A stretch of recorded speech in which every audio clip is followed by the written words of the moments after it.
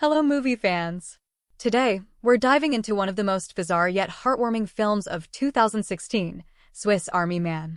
Imagine being stranded in the wilderness with only a corpse for company, and that corpse can talk, shoot objects, and even help you survive.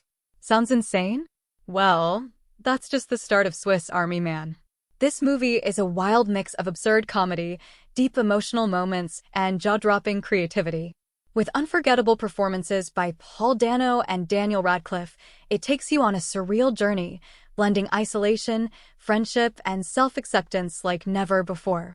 It's quirky, bizarre, and guaranteed to keep you hooked.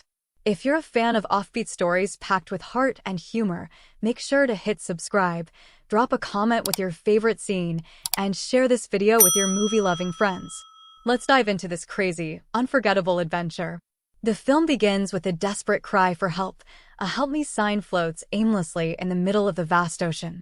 On a small, isolated island, Hank, a man racked with nerves, stands on a cooler with a noose around his neck, preparing to end his suffering. Uncertain and hesitant, Hank's resolve falters as he contemplates his actions. But then, something catches his eye, a lifeless body in the distance. With a spark of hope, Hank rushes to investigate, but in his haste, he accidentally slips and hangs himself, only to break free from the rope just in time. Racing towards the body, he frantically tries to revive it, pressing on the man's chest. Instead of a breath of life, the body releases gas, a grim reminder of its decay. Feeling defeated, Hank reflects on his own failed attempt at suicide, lamenting that, rather than finding clarity, all he's encountered is this rotting corpse, which continues to emit gas. Frustrated but oddly captivated, Hank takes the belt from the body, preparing to try again, only to be distracted by the bizarre movements of the corpse as the waves push it along. In an almost surreal twist, Hank notices that the gas propels the body across the water like a makeshift jet ski. Seizing the moment, Hank ties a rope around the body, climbs aboard, and rides the corpse across the ocean. The speed is exhilarating, but eventually, Hank loses control, falling into the water and passing out. Hours later, he wakes up on a mainland beach, where he finds a sealed bag of cheese puffs, a small sign of hope that people might be nearby. Hank checks his phone, but with no signal and a low battery, he switches it off, conserving what little power he has left. Setting off into the forest in search of help, Hank hesitates, feeling a strange sense of guilt about leaving the body behind. Despite the constant noise of its gassy emissions, Hank decides to drag the corpse along with him as he ventures deeper into the woods. Hank starts discovering litter scattered across the forest, evidence that people have been nearby, giving him hope that he's headed in the right direction. Among the trash, he finds a jacket and a sports magazine, which he keeps for himself. In an attempt to silence the continuous gas coming from the body, he plugs the corpse's rear with a cork he finds along the way. As night falls and the rain begins, Hank and the body take shelter in a cave. Hank only ventures out occasionally to drink from a plastic cup he's left outside to collect rainwater. Sleep eludes him, and in his frustration, he can't remember the words to a song his mother used to sing. So, he improvises, creating his own lyrics and eventually drifts off to sleep. What he doesn't realize is that rainwater is slowly filling the body's mouth throughout the night. The next morning, Hank is startled awake by a raccoon nibbling at the body. He tries to catch the animal, hoping to make a meal of it, but the raccoon escapes. Discouraged and frustrated by his lack of progress in finding help, Hank makes up his mind to abandon the body once and for all. However, just as he's about to leave, he notices water trickling from the corpse's mouth. Desperate for hydration, he fills his cup with the murky liquid and forces himself to drink, despite the revolting taste. In a strange turn of events, Hank discovers that by pressing on the body's chest, more water flows out. After this, the body begins to emit strange noises from its mouth. Intrigued by these sounds, Hank decides to name the corpse Manny and starts manipulating its mouth and chest, trying to coax it into speaking. At first, only garbled mumbles escape, causing Hank to give up. But then, to his shock, Manny starts speaking on his own, using real words and even singing the very song Hank had made up. Terrified, Hank reacts instinctively, punching Manny before bolting away in fear. Hank returns to Manny with a large stick, ready to defend himself if necessary. Fortunately, Manny can't move, only his mouth works, so Hank feels safe, though uncertain if this is some kind of miracle or just a hallucination brought on by hunger. Regardless, Hank is relieved to finally have some company, even if Manny can't remember his past life or grasp simple concepts like home or life. Hoping to jog Manny's memory, Hank tries feeding him some leftover cheese puff dust, but it has no effect. So, he improvises, using the trash scattered in the forest to teach Manny about how people live. He even crafts toys out of the garbage to illustrate his lessons. Manny's innocent and straightforward interpretations of complex ideas force Hank to rethink what he considers normal behavior, leading to some honest confessions. Hank admits that he got lost after leaving home, unsure of where he was headed or why. Manny, in his candid way, believes that Hank's true desire is to find love, and that perhaps he left home because no one loved him. This idea perplexes Manny, but it sparks deeper conversations between the two. Eventually, they leave the cave, with Hank once again searching for cell phone signal. While wandering the forest, Hank stumbles upon some berries, but moments after eating them, he throws up, feeling worse than before. Meanwhile, Manny becomes captivated by the images of bikini-clad women in the sports magazine Hank found earlier. Not understanding their significance, Manny is confused, so Hank begins to weave an elaborate, fictional love story about the woman on the page. This narrative excites Manny to the point that it triggers a physical response, an erection. Amused and slightly puzzled, Hank realizes this could be useful and decides to use Manny's reaction as a makeshift compass. The erection always points toward the magazine, offering them a bizarre way to navigate the forest. As Hank continues spinning tales about the woman, Manny's excitement grows, but eventually, the conversation shifts. Hank reveals a painful memory from his childhood, his embarrassment and trauma from being caught by his parents while touching himself. A short time later, as they press on through the forest, Hank trips over a large pile of waste, sending him tumbling to the ground. The impact accidentally switches on the phone in his pocket, and at the same moment, a deep, menacing growl echoes from within the woods. Judging by the size of the waste mound, Hank fears that a large and potentially dangerous creature is nearby. As the growling grows louder, signaling the creature's approach, Hank desperately tries to drag Manny to safety. However, both of them lose their footing and roll down a slope. In the chaos, Hank's phone slips out of his pocket and Manny catches a glimpse of the lock screen, a photo of a beautiful woman. Hank quickly grabs the phone, switching it off to conserve its precious battery before they continue their journey. Manny becomes fixated on the picture, insisting that the phone must belong to him.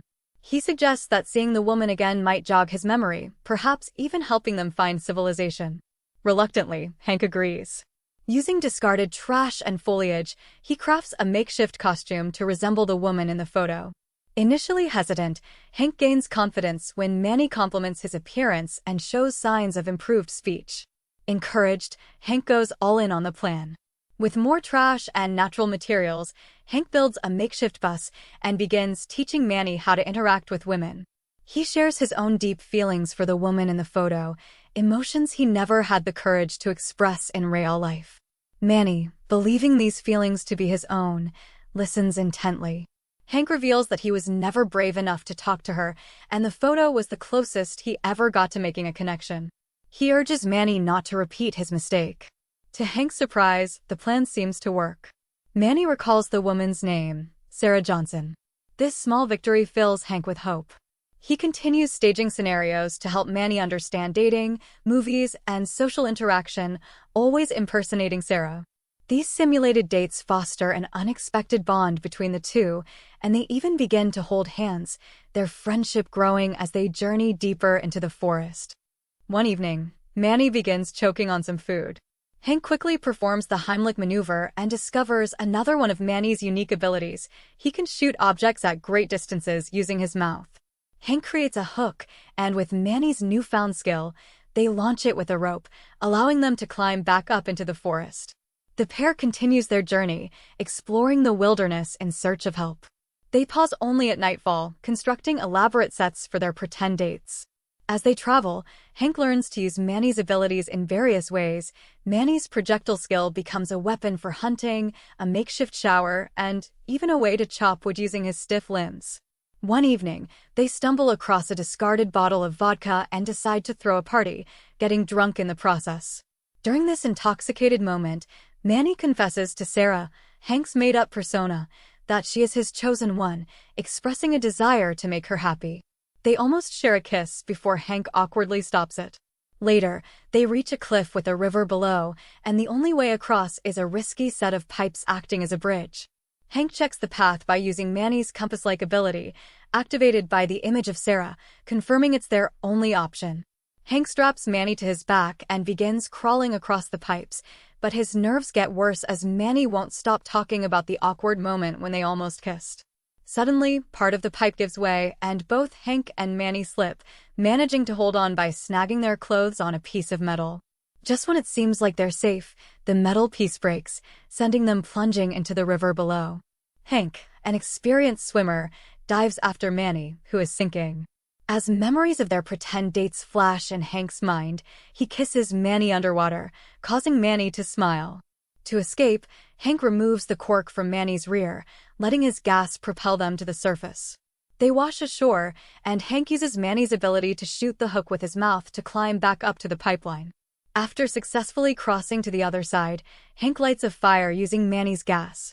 He explains to Manny how society frowns upon passing gas in public, helping Manny understand why he doesn't do it in front of others. Manny expresses frustration, viewing society as too restrictive, and suggests they keep enjoying their pretend dates in the forest.